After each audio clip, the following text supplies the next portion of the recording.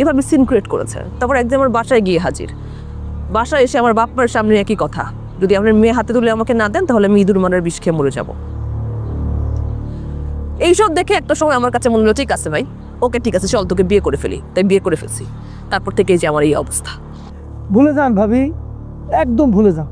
এই চিটার বাটপাড়ারা এরকমই হয়।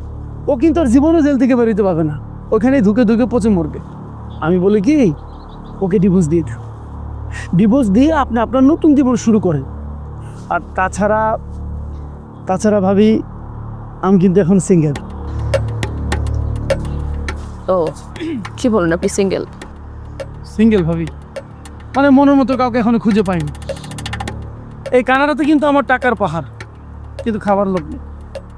অথচ আপনার দেখেন, যেই লোকটা আপনার সাথে এতগুলো সিন ক্রিয়েট করলো এবং বাধ্য করে বিয়ে করলো, বাংলাদেশ থেকে মামলা খেয়ে দেশে আসলো,